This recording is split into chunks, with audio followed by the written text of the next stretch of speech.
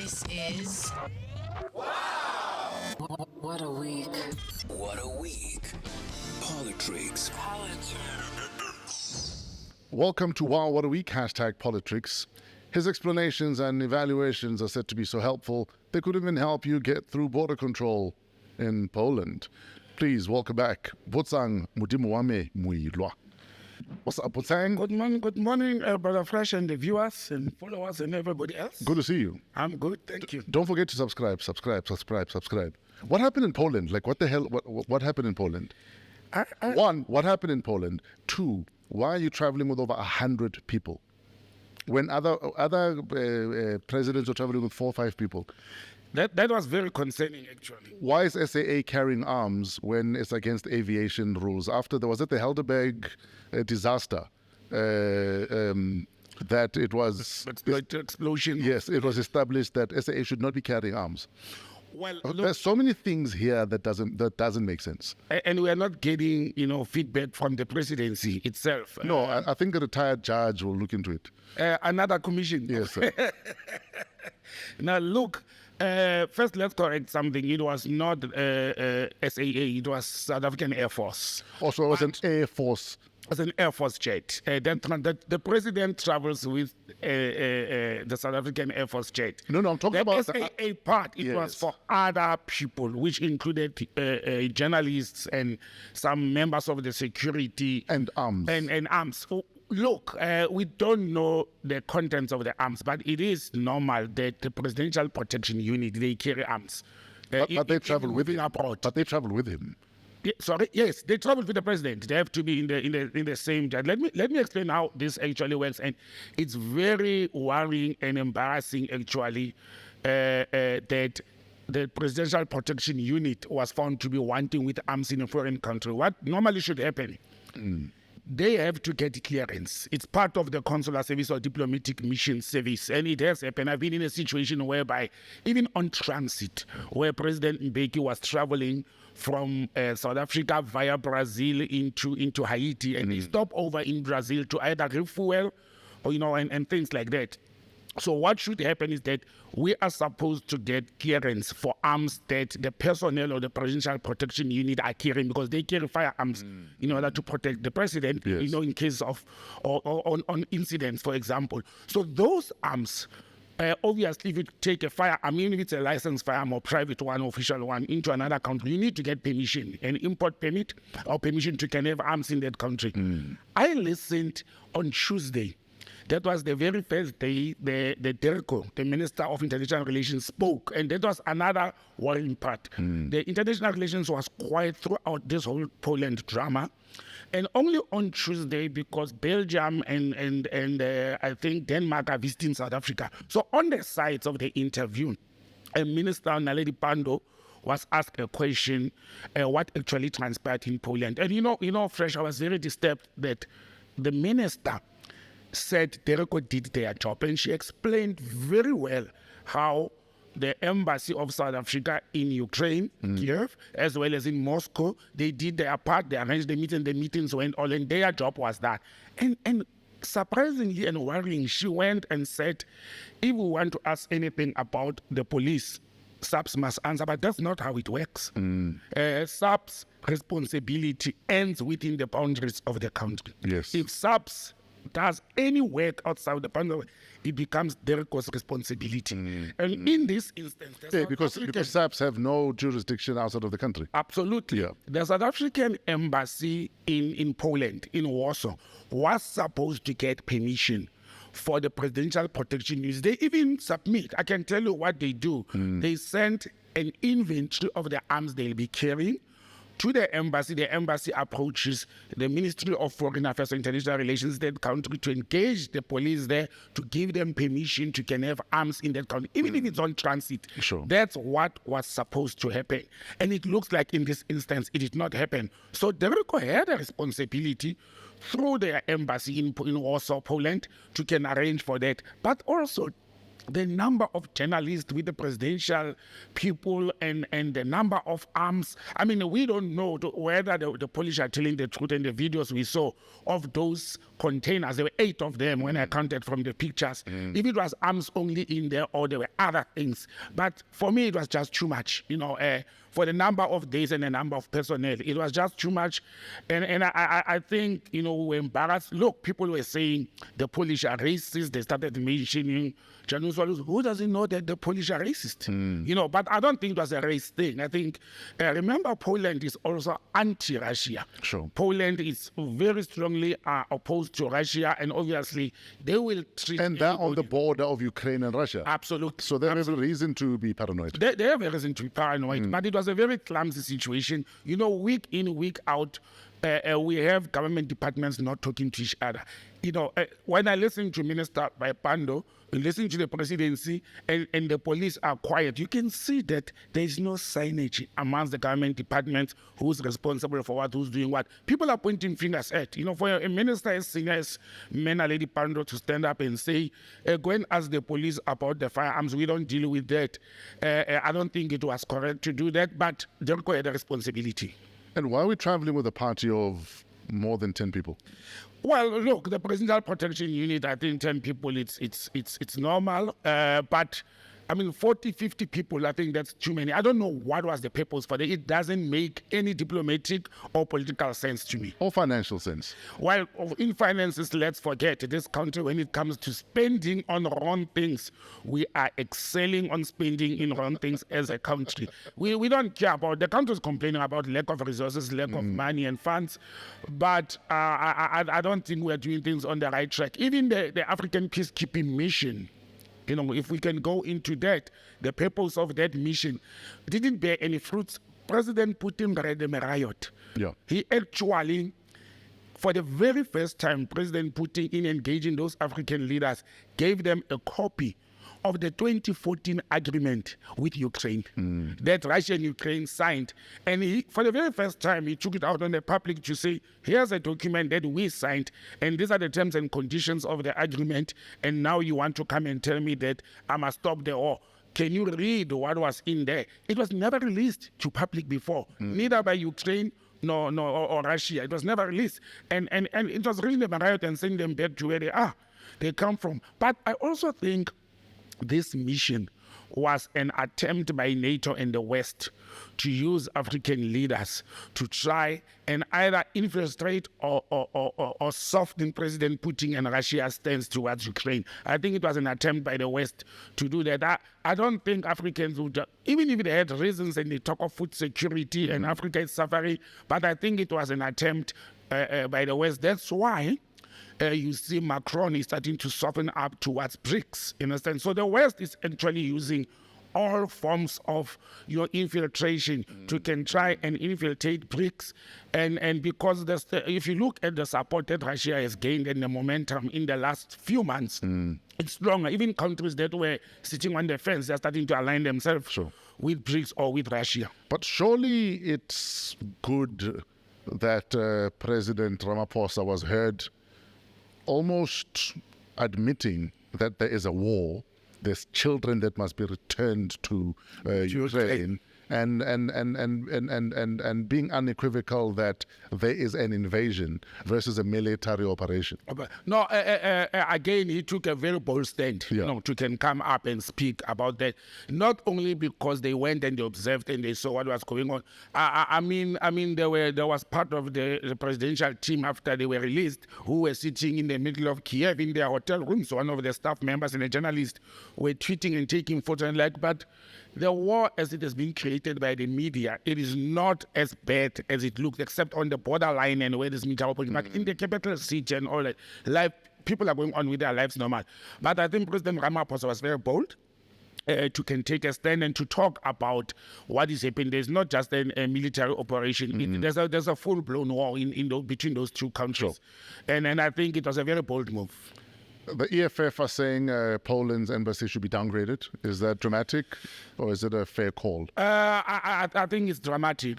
For what reason? If Poland were applying their domestic rules in handling imports and people traveling their country, whether we regard them as harsh or not, but they were doing what did Poland do that's wrong? That's what we should first establish. Did they do anything wrong, or we didn't do our part? Laws are laws. Laws are laws. And by the way, we are one of the countries that, everybody is crying about our border controls and border, that people come in and out of this country as they wish, not only on the land borders, even airports. We have had the Donovan Krajek saga and all that. Now, other countries are showing us what are border regulations and laws, and if you don't obey those border regulations and laws, what they will do to you. I think the EFF is being dramatic. There are embassies that are existing in this country that politically we should be looking at, like the embassy of Israel. We should be sitting down and saying the Israelis are murdering the Palestinian children in Palestine every day, and why are we not saying South Africa cut your diplomatic relations with Israel if indeed we are standing, with the Palestinian people? But we are not doing that. So this is just one minor incident that, I think it will die its natural death. Sure.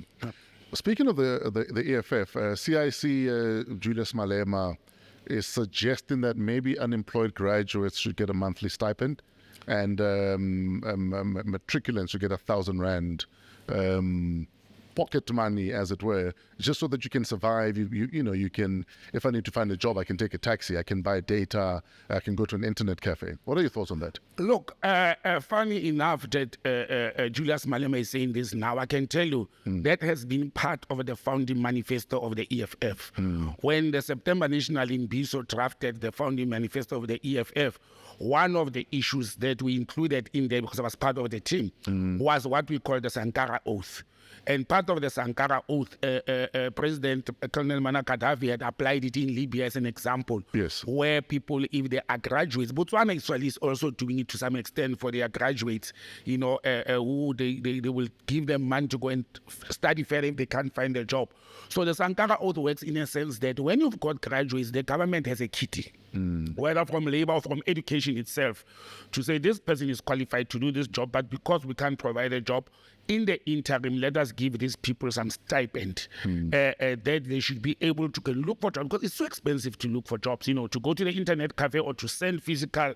We saw with the Panyaza process in Gauteng. You can imagine it costs almost 100 rands to can do one job application if you have to attach documents, to make copies, to scan and email. So I think it's a call in the right direction. And if we can spend money on so many things that are unnecessary in order to keep the youth out of the street and out of trouble, and they are already frustrated by not getting jobs, but in order not to worsen their situation and they end up in drugs and alcohol and things like that, giving them a stipend towards that process. And we can base it on qualifications, on what people have studied and things like that. But I think the country must work very hard to bring back the technical colleges, so that people can be equipped with technical skills. At times you find a person has studied medicine or he studied law, but he can't find a job, he can't start somewhere. But the person is interested in doing other things. Maybe you've got hands to can do sewing and all that. We should try and look at the balance. The stipend does not have to be necessarily cash. It can be in forms of incentives and creating an environment or platforms or coupons or data coupons. Whatever. Data coupons. Here's your free internet for the month. Exactly. It can be in that format. And I think the government will do, I think the EFF call is the right call, and the government can do something like that in order to aid the process. There's once-off jobs towards elections. And boom, the 6,000 jobs in Gauteng towards elections, then we don't follow up. Are we talking about Nasi Span?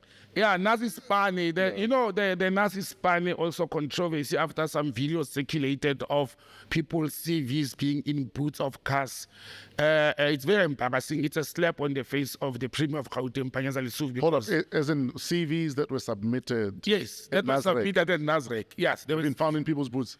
Found in people's boots, and somebody took a video, and the government has come up, the province, the government of Gauteng has come up, saying we are going to investigate this. But let me tell you what went wrong, and this is one of the few occasions where I agree with the DA. There's processes in government.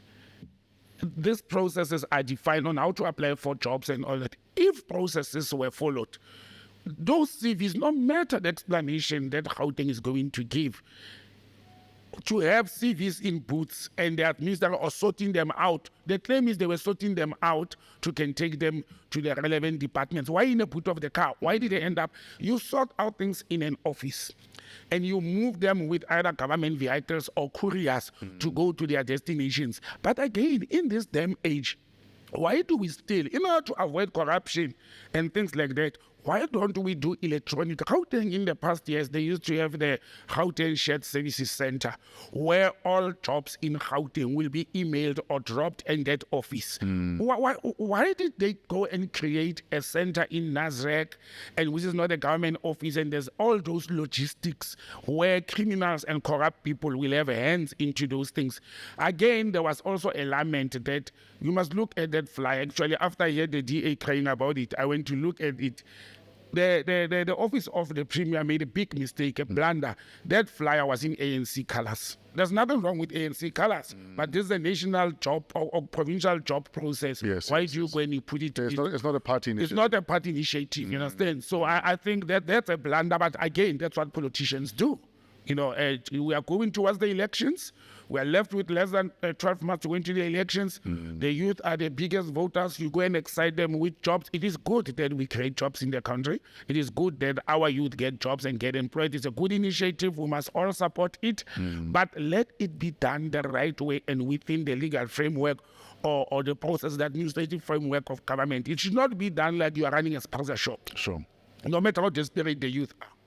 Let's talk Cadre deployment, ANC versus the DA. At the Zondo Commission, we found out that President Ramaphosa was the chairperson of the deployment committee in the so-called 9 wasted years. Yes. And the DA have demanded all communications, minutes, WhatsApps from that period, because they're trying to prove that President Ramaphosa was complicit in state capture by having people deployed that shouldn't have been deployed. So obviously the DA have had these minutes subpoenaed, and the courts have said, yes, the ANC must hand them over, but the ANC obviously will appeal. They will definitely appeal. Is this judicial overreach? It is judicial overreach.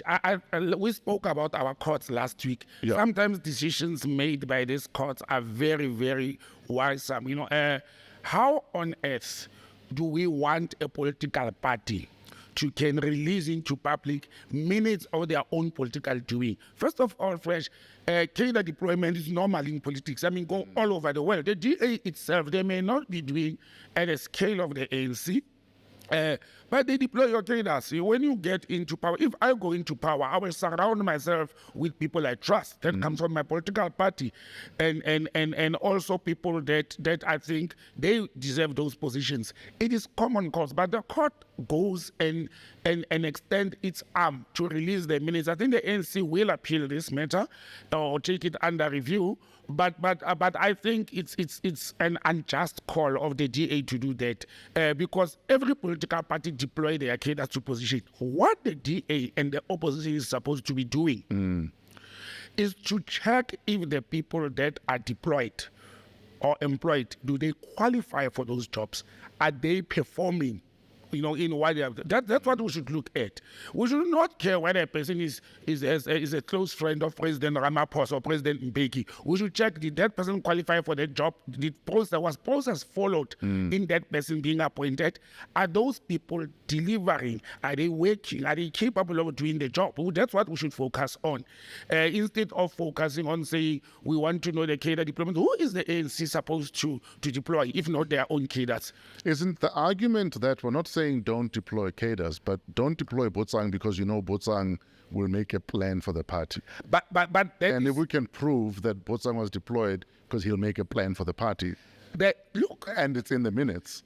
Well, I don't know if they will minute such. They'll be very stupid to can actually minute such decisions. But we know the Zondo Commission has exposed that people were deployed or were put. I've been in government and I've said I've seen people sitting in government position making money for the party or giving tenders to party members that will give a share Yes. to the party. It's That is corruption, and that's what we should fight. That is maladministration, that's what we should fight. I'm not going to sit and waste my time to say Tato Sikwane is a member of Patriotic Alliance, therefore the PA has deployed him in a position. I will check if what you are employed for, you are doing it, you are earning your fair salary, and you are not doing favors unfairly towards the party. You understand? That's what we should look at. That's what we should guard and be vanguard of government processes. And again, if people are delivering, if people are not delivering, they should come and say, you see, you deployed that Mr. X, and that Mr. X is incompetent and is failing and is a thief, and then they prosecute that and they take that person for prosecution. Not to come and try and say, no, you can't deploy your own people. I don't think that makes a huge difference. Who will they employ? I mean, we belong to political parties. So are we saying people who are members of political parties should not be deployed by their power, should not be in the employment of government? It can't be like that, because every human being has a right, to belong to a political party. But I think the judiciary has overreached. Actually, this begs to call for if the judiciary is independent. And there's that whole debate about this, and it reminds me what Chief Justice Mogoeng once said. If we think the judiciary is independent, why is the judiciary under the Department of Justice and Constitutional Development? That's not independent. Already the fact that the judiciary are being managed and governed by the Department of Justice and Constitutional Development, there's no independence there. That department is led by a member of the ANC, NEC, and there's members of the Judiciary Committee. They all belong to political parties. So where there's independence, there's no independent judiciary. They are influenced by politics. They are also human beings, who get influenced by laws of nature and what is happening around the country. They are human beings. So there's nothing independent about the judiciary. But is there a foolproof system that could be employed to make sure that a judiciary or any judiciary it doesn't exist? Where there's human beings, there's no proof. Absolutely. And there's no absolute proof. It cannot happen. I was reading a quote about AI. And someone was saying that the problem with AI is not that the computers will take over. The problem with AI is the fact that it will do exactly what human beings program them to do. Exactly. That's something, because I always tell people when they blame computers. Yeah. And I'm like, but you can't blame a computer. You can't say it's the system. It's the human being who feeds the system, who instructs the system. So where there's human beings, there's always be loopholes. Let's bring it, further up the continent, wrapping up. There was obviously the peacekeeping mission to the Ukraine and to Russia. But a lot of people also were arguing that, but what about Sudan? What about the DRC? What about what's happening in neighboring countries?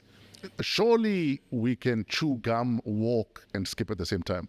So why can't we ask for peace in Ukraine and still do the DRC and still do...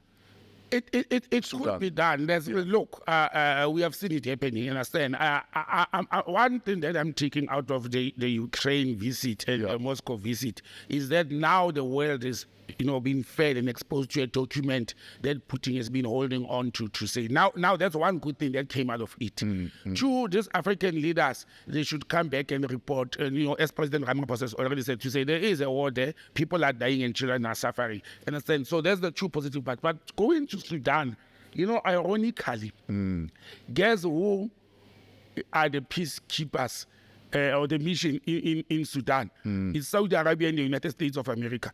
Actually, on Wednesday, if not on Thursday, it was the D-Day. It was the expiry date for the ceasefire. I don't understand people who go into a war. You go into a war, then the peacekeepers come and say ceasefire for 2 weeks, let's talk, you ceasefire. Then when 2 weeks expires, you go into bombs and guns again. I mean, that's very insane. So they find it normal, and they can ceasefire, but they find it normal to ceasefire for 2 weeks, and then they go on the expiry date that evening, bombs and rockets are flying. It happened in the World Wars. I mean, World War II, World War I. On Christmas Day, we take the day off. Yes. And we go celebrate the birth of Christ.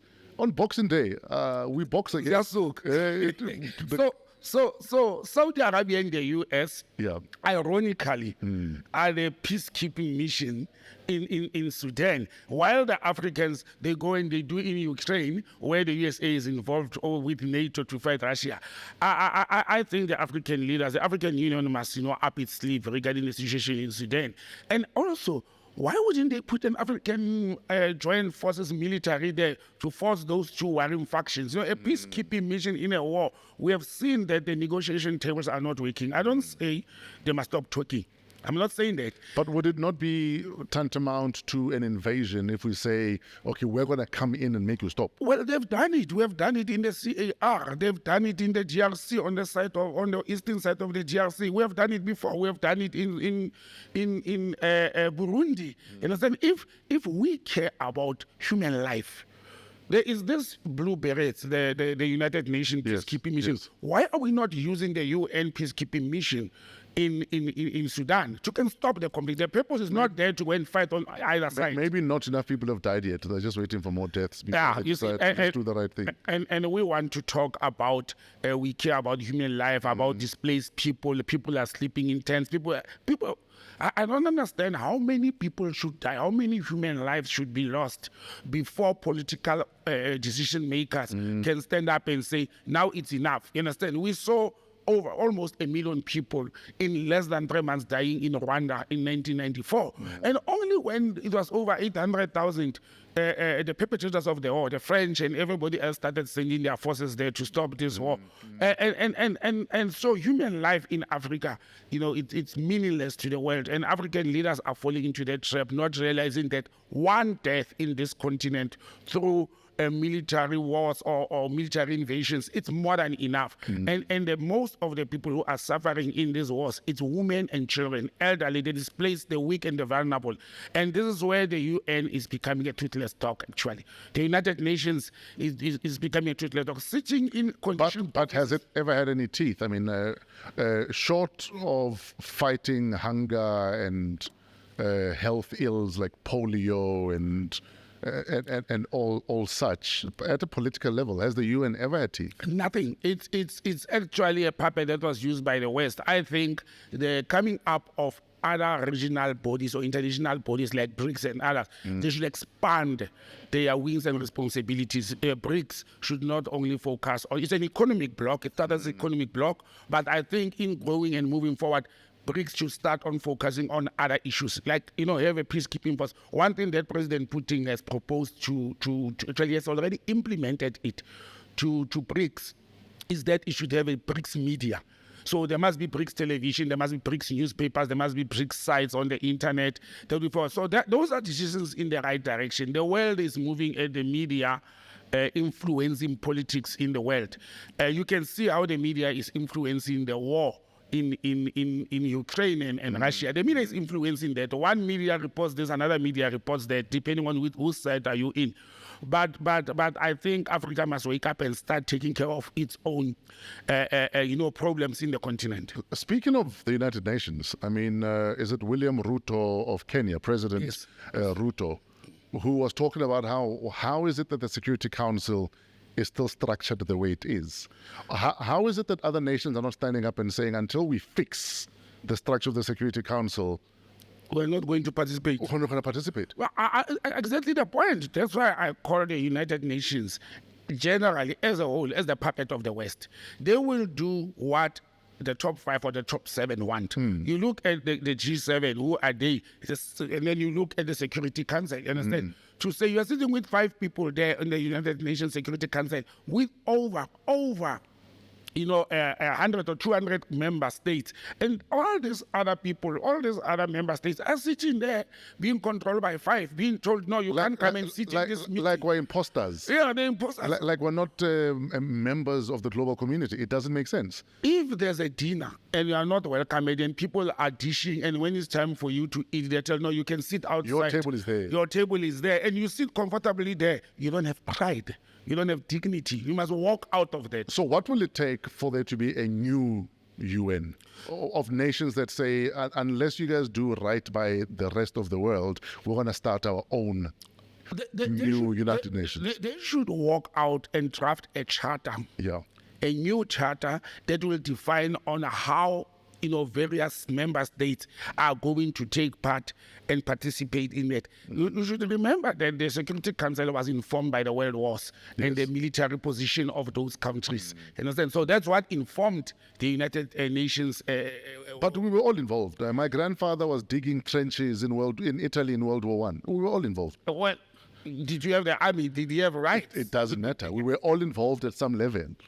That is why what you call the common countries, the normal countries, should walk out of the UN and leave it hanging. Leave it with those 4 or 5 member states who can sit there. The cool kids can do their thing. They can do their thing and, point missiles at each other. We still have people who have, if you look at North Korea, it's not a member, but it's one of the most armed and most dangerous countries on earth.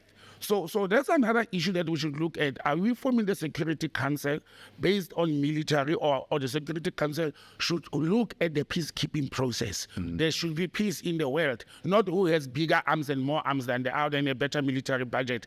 But again, America is fighting for that. If you look what the Americans have done in the past 2 weeks, they are actually starting to talk what other member states have been asking for, spacing in the United Nations Security Council. America is actually warming up to that. You know why? They are realizing that they are losing the grip and the support.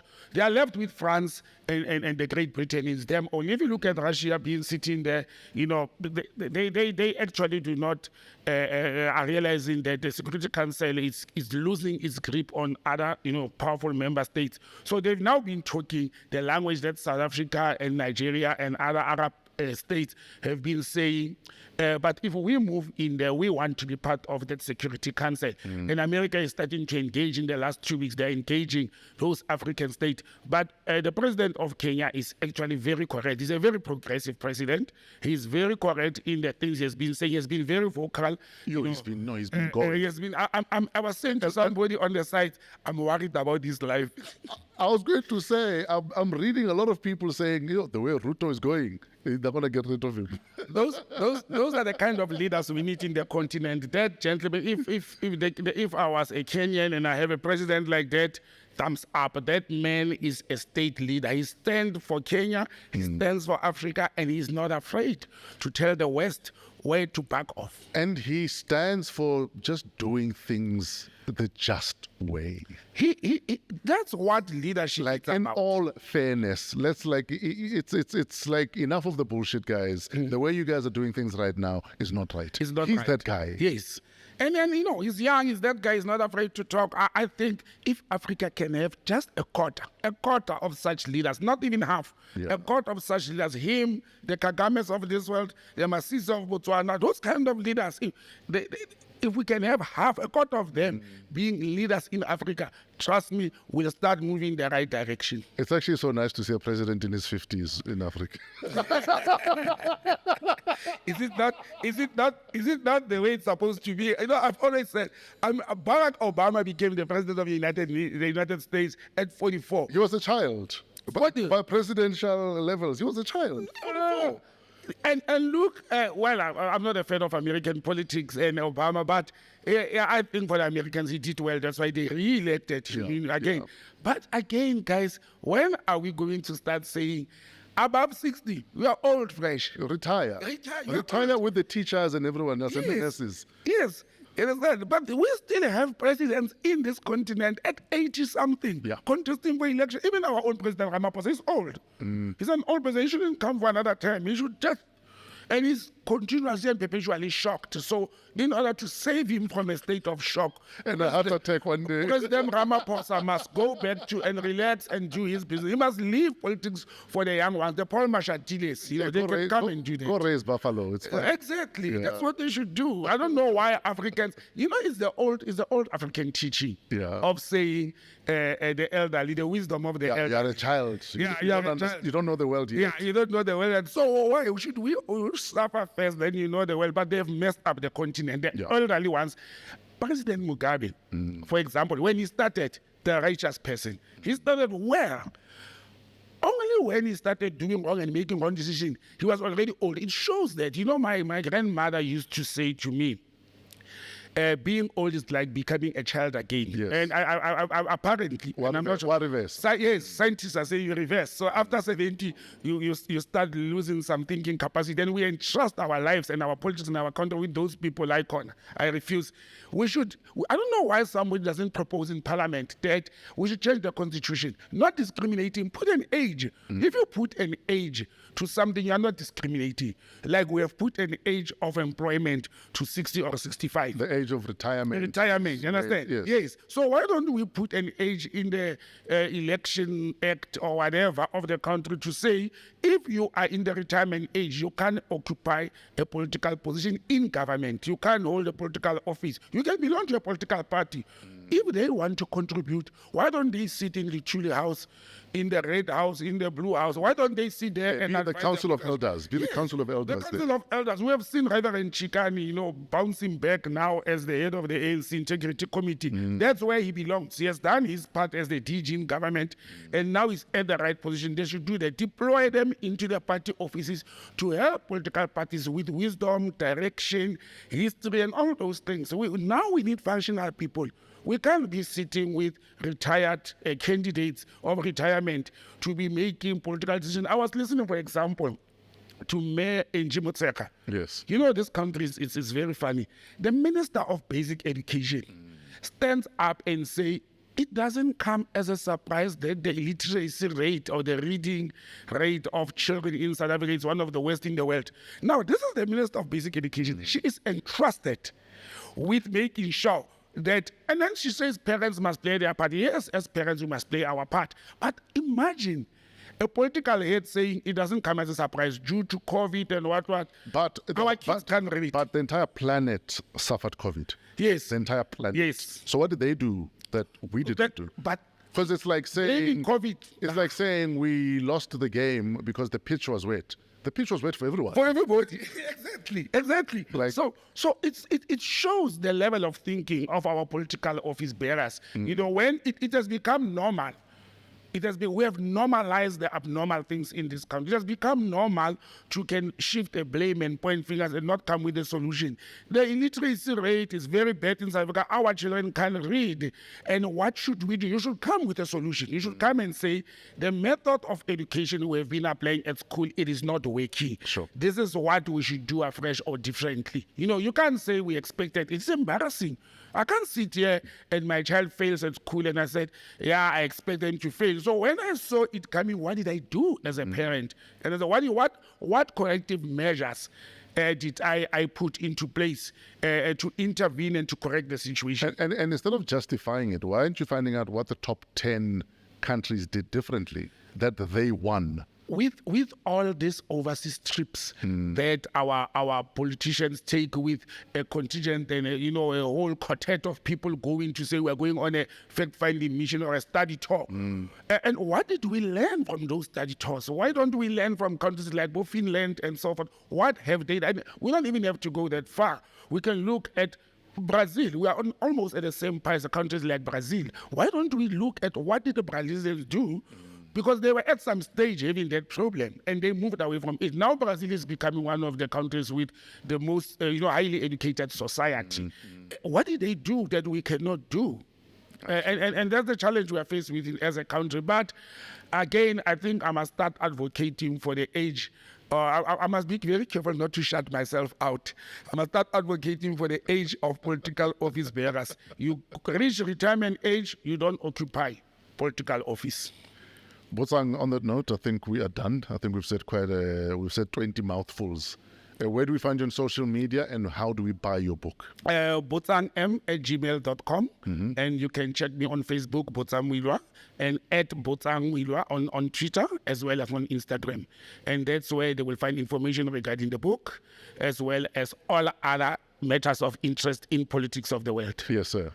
Thank you. And that was WAW What a Week, hashtag PoliTricks, live from AMP Studios. Shout out to the Africa Podcast Network. Pezulu works for the cinematography, our imaging, Otis the Flow Fraser, shout out for the audio imaging, and our guest, Botsang Modimowame Moiloa, our creative director, Kuvesh Mohan, and show producer, Kiletso Modisakeng. Email us, waw@africapodcastnetwork.com.